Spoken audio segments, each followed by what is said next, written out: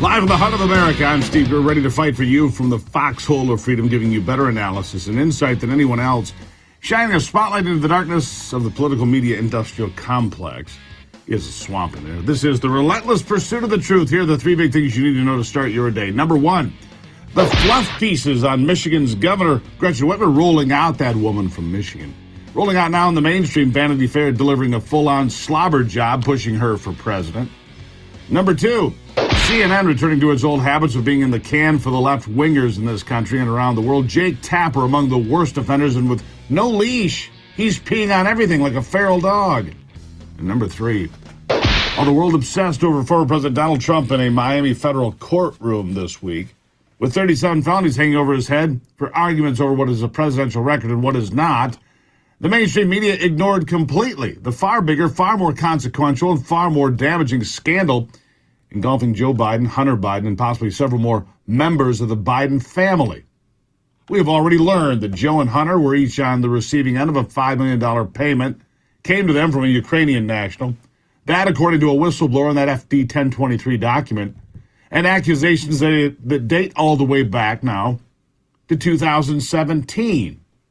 But now we've also learned that Biden had $10 million, ironically that same number I just mentioned, mysteriously appear on his 2017 tax returns under an S corporation with no explanation of where the money came from at all. You and I couldn't do that. This is all very problematic, but the major news networks gave the bribery and money laundering scandal almost zero coverage. But I can tell you Chuck Grassley, the nearly 90-year-old senator from Iowa, is not going to let it go.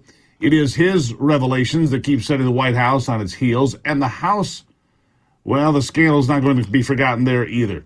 No matter how hard the Biden administration and the media lap dogs at the major networks and papers keep trying to bury the story, it keeps rearing its ugly head, like the naked pictures of Hunter Biden passed out with a crack pipe in his mouth. It's just something you can't unsee. That's what I'm saying. House Oversight Chair James Comer says the amount of money that's been flowing into the Biden family is a lot bigger than we've heard so far, too. This is going to get a lot worse, he says. Listen.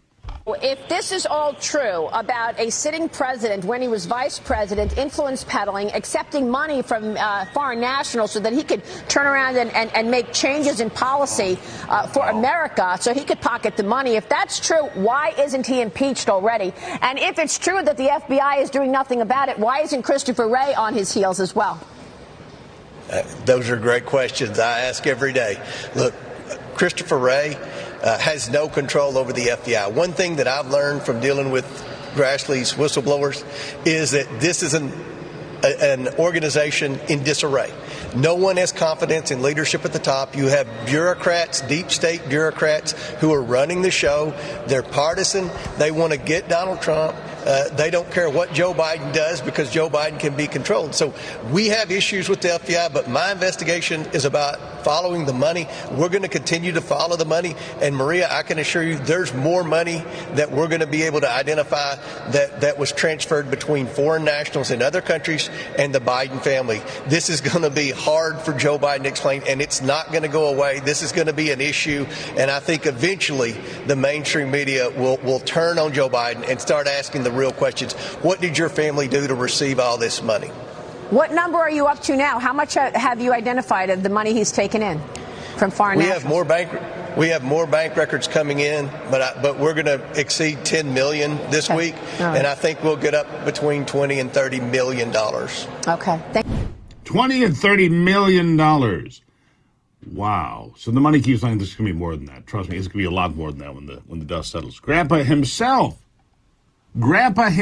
is now getting questions on a regular basis about whether or not he received bribes to impact American policy. And though he doesn't seem to take them seriously, well, he really should, I would say. When asked about the money laundering scheme that is going to tear apart his presidency, well, Joe Biden decides instead to insult the reporter.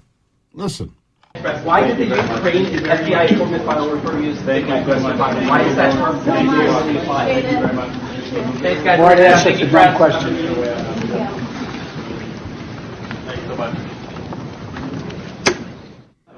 Why did the Ukraine FBI informant file refer you as President Biden? Why is that term really applied? Thank you very much.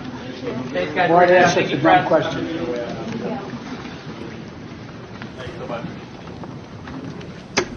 And if you can't hear him quite clearly, he's asking about the money, is the reporter. Joe Biden says, that's a really dumb question. No, it's a really honest question, Mr. President. What about all of these dummy corporations? And an S-corp, it's flow-through money. Flows through your personal tax return. You have to explain where it came from. It can't just come from unicorns and fairy dust. Strangely enough, however, despite really embarrassing performances like that, the folks handling the old man are still taking him out in public to show how hard he works and how lucid he is. Let me tell you something. This is not a winning formula, gotta say. And the reason he is trailing Donald Trump in some polls by 6 points, 37 indictments in all, he's still trailing Donald Trump. Yeah, let me give you an example of Joe Biden out in public. Just yesterday, Joe Biden let us in on one of his big plans. One of his big Green New Deal plans to save the planet. He has plans to build a railroad across the Indian Ocean. Well, I mean, at least he's an optimist. We'll give him that. Here it is. Well, we're going to win and we're going to help. We have plans to build a railroad from the Pacific all the way across the Indian Ocean. We have plans to build in Angola, one of the largest solar plants in the world. I can go on, but I'm not. I'm going off script. I'm going to get in trouble. Get in trouble because you're an idiot. We're going to build a railroad across the Indian Ocean. You know what? I want to hear that again. I want the folks to hear that. We're going to build a railroad across the Indian Ocean. Play that one more time. Well, we're going to win and we're going to help. We have plans to build a railroad from the Pacific all the way across the Indian Ocean. We have plans to build in Angola, one of the largest solar plants in the world. I can go on, but I'm not. I'm going off script. I'm going to get in trouble.